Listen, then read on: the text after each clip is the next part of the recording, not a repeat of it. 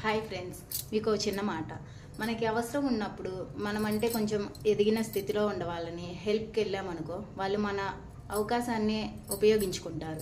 అది ఎందుకో చెప్తున్నానంటే, మనం ఒకళ్ళని నమ్మి వెళ్తాం, కానీ అదేం జరుగుతుందంటే మనం నమ్మి వెళ్ళి మన దుందంతా వాళ్ళకి ఇచ్చిన తర్వాత అవసరానికి మనకి హెల్ప్ చేశారు కదా అనేసి వాళ్ళని మనం తక్కువ చేసి మాట్లాడలేం. అలాగని వాళ్ళు ఏదన్నా పడాల్సిందే, పడకుండా అయితే ఉండలేము. ఎందుకని వాళ్ళు మనకి హెల్ప్ చేస్తున్నారు, కావాలంటే మనం వాళ్ళ వల్ల ఉపయోగం పొంది ఉన్నాం. కానీ ఆ విషయాన్ని నమ్మి మనము వాళ్ళ చేతికి పట్టించినప్పుడు వాళ్ళు పామై కాటేస్తే ఆ పెయిన్ ఎలా ఉంటుంది, ఎంత బాధగా ఉంటుంది. అది ఎదుటోళ్ళకి తెలియదు కదా, పడే వాళ్ళకే తెలుస్తుంది. కానీ పడే వాళ్ళకి తెలుస్తుందని నమ్మి మళ్ళీ పద్దాకులెళ్ళి వాళ్ళనే గోత తీసి గోతులో పెట్టలేం కదా. అలా ఎలా చేయగలుగుతారు? ఒక్కొక్కళ్ళు ఉన్నారు కొంతమంది మనుషులు, అసలు ఎలా ఉంటారంటే ప్రపంచంలో వాళ్ళ స్థితి కొంచెం దీనంగా ఉంది అనుకునే లోపలికి మేమున్నాం మీకెందుకు అని నమ్మించి మోసం చేసి మోసం రుచి చూపిస్తారు బాగా.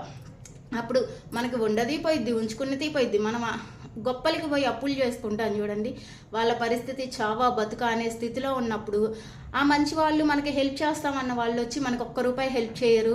లేనిపోయిన మాటలు అలాగా ఇలాగా అనేసి మాటలు మాట్లాడిన దానికి కొద్దీ మనం తీసుకున్న వాళ్ళ కాడ ఏదైనా మనకి హెల్ప్ చేశారు, తనని ఏదైనా అంటే మన పరిస్థితి బాగోదేమో, మనం కరెక్ట్ కాదేమో అని మనం అనుకుంటాం.